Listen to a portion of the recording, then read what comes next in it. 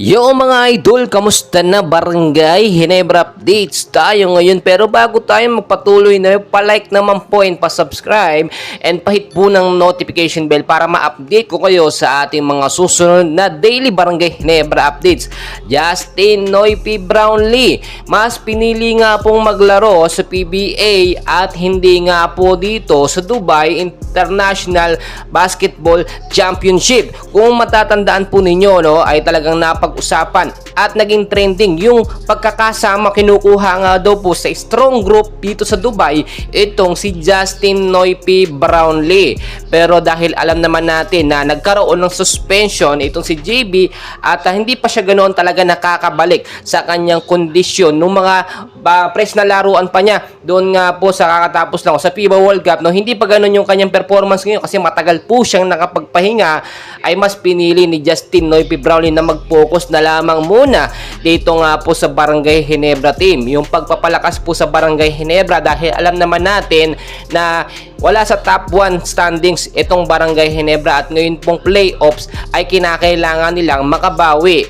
At dahil nga po nasa quarterfinals na at yun na rin kay Snowbad, no? By February pa nga daw po sana makakapaglaro or February pa makakabalik si Justin Brownlee, ay nakita naman natin kahit hindi pa nakakabalik, kinukuha na siya ng ilang mga coaches para maglaro nga sa Dubai sa strong group. Sinasama nga po siya dahil nasa napakagandang performance. Pero etong si Justin Brownlee, good job po ang kanyang ginawang desisyon dahil tinanggihan niya, no, at hindi rin siya pinayagan dahil siyempre magiging dalawa. Mamaya po kasi maglaro ito si Justin Brownlee sa Dubai tapos magkaroon pa ng anti-doping test, mag-negatibo o mag-positibo na naman, ay maulit na naman, no? Baka mas lumalapat, mas tumagal pa ang kanyang suspension. At kung titignan yung mabuti, mas maganda na rin na dito nang muna sa Barangay Ginebra mag-focus sa PBA itong si Justin Brownlee dahil marami ng mga Filipino fans ang nakakamiss sa kanya. Do may mga basher itong si Brownlee, alam naman natin dahil may mga nagsasabi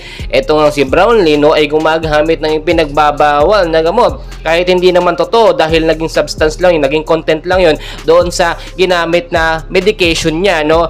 Pero magkagayon man, ito po yung isa pa nating napakagandang balita. At dahil nga po ilang buwan na lang o ilang araw na lang makakabalik na itong si Justin Noypi Brownlee sa Barangay Ginebra, ngayon po ay binabago na mas pinapalakas ni Scottie Thompson dahil bilang captain ngayon inaasikaso niya yung kanyang magiging lineup para nga po sa quarterfinals. At tinitignan natin dito yung posibilidad nga na madepensahan ng Barangay Ginebra yung championship ngayong season kahit nga po less lang yung paglalaro, hindi masyadong nakapaglaro o hindi pa nakakapaglaro itong si Brownlee. Dahil kung titignan nyo, si Tony Bishop ang inaasahan natin na magdadala o bubuhat dito sa Barangay Ginebra, hindi po yun nangyari.